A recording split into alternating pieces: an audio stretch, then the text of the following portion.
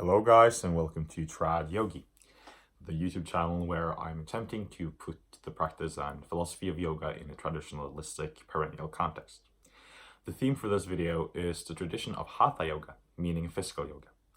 In order to understand Hatha Yoga, we first need to understand what is yoga. And yoga is defined in Patanjali Sutras as Chitta Mritti Nirodhas Tadrashtu Svarupe Vashtaram. In English, that means that yoga is the process of withdrawing the projections of the mind and seeing the true shape of who you are. Tadrashtu Svarupe, Rupe meaning form, Sva meaning self, Vashtanam, beholding. Where does the body fit into this process? That's the theme I'm going to explore today. First, we need to understand that what separates yoga from simply physical fitness is the intention of your practice. If you're doing the postures, the asanas of yoga with the intention of seeking union with the divine, of seeing that your true self is the same as the entire universe, then you're doing yoga. If you're doing the exact same posture in order to get a firmer butt or a more defined six-pack, you're doing fitness. Very, very simple definition here. What separates yoga from fitness is the intention whereby you do it and the mood in which you do it. As a spiritual practice, it's yoga. Without the spiritual dimension, it's simply fitness, and it's nothing wrong with fitness. That's not what I'm saying. It also needs to be understood in order to understand Hatha Yoga, that all of the names and the terms and the traditions that we have in the West, the brandings, are simply brandings. They have nothing to do with traditional yoga styles.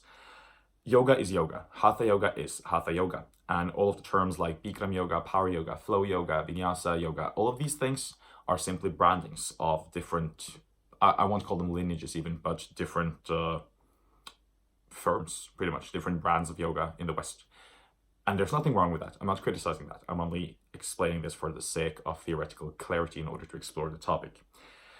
Now, first we must understand the basic premise of yoga in a Vedic Indian context, in the context of the Vedic spirituality.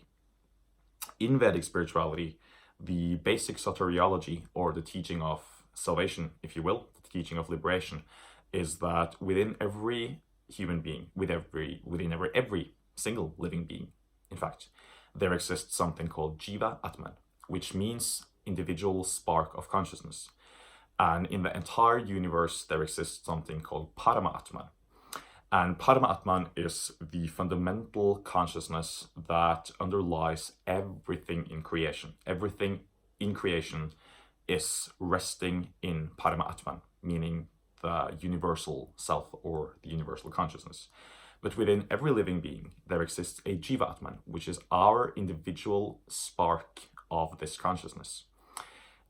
The idea behind this is found in other spiritual philosophies as well, but for today we're describing it in the context of Vedic philosophy. So the practice of yoga traditionally is a practice whereby we come to the realization that our Jiva Atma, our individual consciousness, is identical Svarupa in shape to the cosmic consciousness, the Paramatma. So yoga is the journey of the Jiva Atma into realizing that it is identical and of the same nature as the Paramatma. In simpler terms, it is a process, yoga, whereby we come to understand that our individual consciousness is the same consciousness that underlies everything else in creation. This is yoga. Everything done with this intention and this aim in mind is yoga. Okay. So where does the body fit into this process? First, in order to understand this, let us understand the meaning of the word Hatha in Hatha Yoga. Ha means sun. Tha means moon. This is one definition of Hatha Yoga. So Hatha Yoga, yoga meaning union, is the union of the solar and the lunar currents within the body. And here we're talking about the energy body, the pranic body.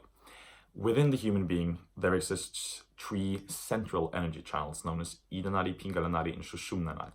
One of them is on the left side of the body. This is the lunar energy channel. The other one is on the right side of the spinal column. And the third one is in the center. In Hatha Yoga, by doing certain positions, by doing certain movements, we balance the Ida and Pingala Nadi, the feminine and the masculine, or the lunar and solar energy channels. When these energy channels are in a state of harmony and balanced, there occurs an opening of the central energy channel called the Shushumna, which is the energy channel that leads consciousness from our lower parts, our instinctual self, up into our universal consciousness. So moving from the lower chakras, if you will, up into the upper chakras. This is the entire theoretical framework whereon the process of Hatha Yoga is based. Very important to understand. So this is one meaning of the word Hatha. The other meaning of the word Hatha, and this is the way it's used today in everyday Hindi, is adamantness or firmness. So this is another aspect we gain by Hatha Yoga, is a certain firmness and adamantine quality of the physical body and of ourselves. So how is Hatha Yoga practiced, and what is the causality of Hatha Yoga? Causality here meaning what is the cause whereby this process, putting your body in certain positions, leads to union with the ultimate consciousness of the universe. There are very many layers to this process, and we're going to explore them now in turn. There is a biological layer, simply. If your body is in a state of toxicity, if there are toxins in your body, and if your body is not functional, it's very hard to meditate. It's very hard to live a happy, fulfilling, balanced, harmonious life with mental clarity. Mental clarity is not possible without bodily purity and bodily harmony. If you look at stuff like depression and anxiety, that a lot of the treatment strategies that are implemented in order to combat these mental illnesses are simply going for walks and doing stuff with your diet, because the functionality of the physical body has a directly mutually influencing relationship with our mental state. So in order to meditate, in order to go inwards and seek this inner process whereby Jivatma is united with Paramatma, is not possible if our body is in a state of poisoning.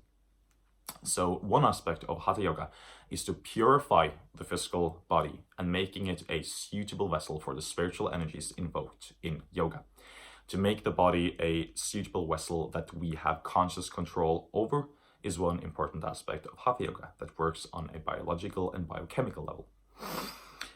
Therefore, Hatha Yoga is not only about physical postures, the asanas that you do with your body, it's also about how you eat, how you sleep, how you shower, how you move, how you sit. All of these things are also a part of Hatha Yoga. How you eat is very important. One of the first things that I do and talk about with my students is how to make your diet suitable for the practice of yoga. Important. How you sleep, also very important for Hatha Yoga. When you wake up, when you do the practice, all of these things are very, very fundamental parts of Hatha Yoga.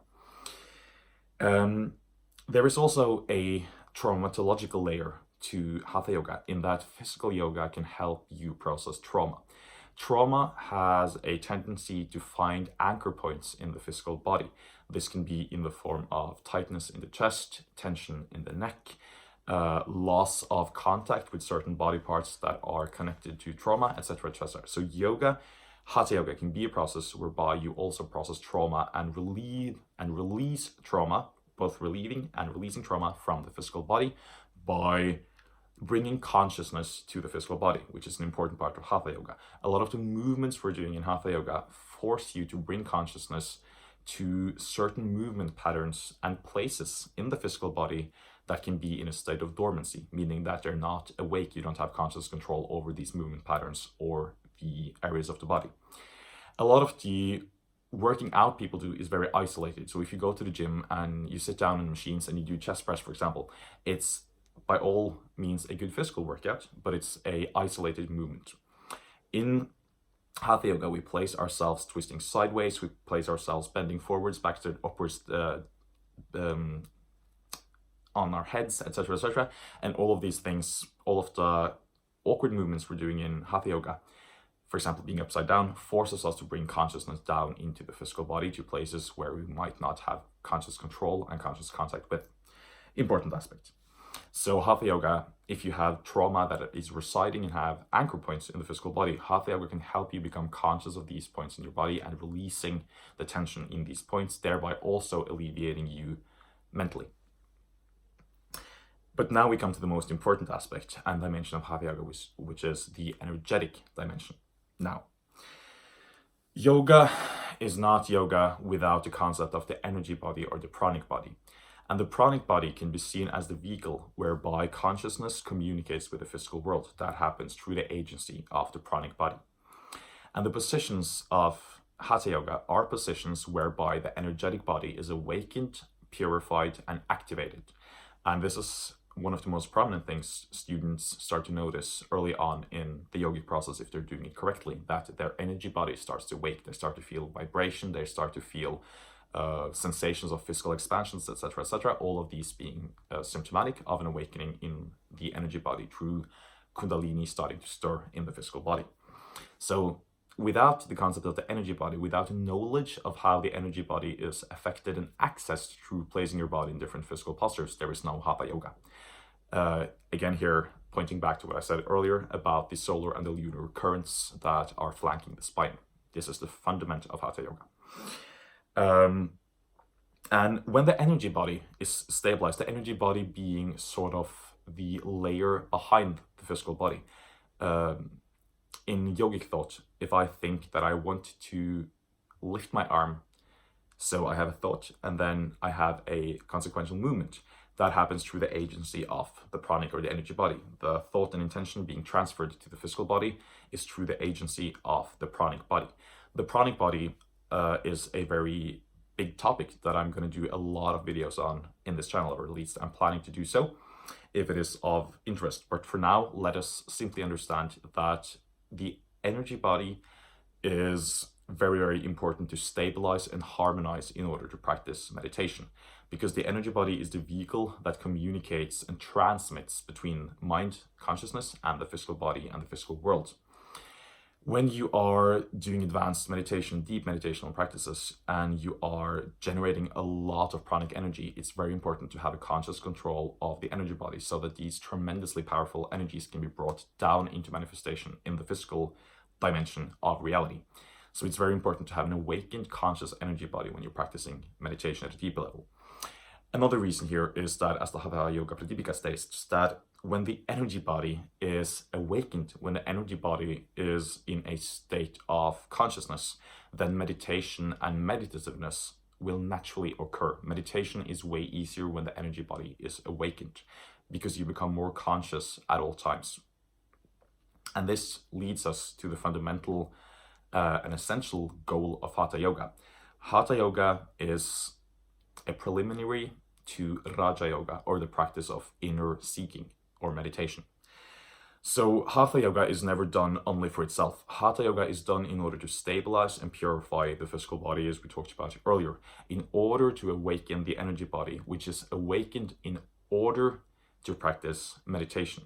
When your body becomes stable and you attain asana siddh, the power to sit still for prolonged periods of time, only then is deep meditation possible, because there are no disturbances occurring from your physical body.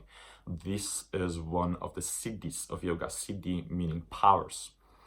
One of the important siddhis that we gain from practicing Hatha Yoga is the ability to keep our body in a state of adamantiness, a state of complete stability, so that we can turn our entire attention inwards towards the self, towards the drashtu, realizing that we are fundamentally part of the universal consciousness. This is not something that is attained immediately, of course, but it's important to have this goal in mind when you're practicing Hatha Yoga. So meditativeness and this ability to turn your entire introspective faculties, your faculties of attention inwards, is something that is naturally facilitated by bringing the energy body into a state of balance through the practice of Hatha Yoga. I hope this video made sense. I know I touched upon a lot of pretty big topics that I'm going to talk more about. So I hope that by subscribing to this channel, you will learn more about the themes that I refer to today within a traditional context. Let me know in the comments if this video was helpful to you or if you learned something new. And I wish you a great rest of your day, and may all beings be happy and free of suffering. Thank you so much for watching.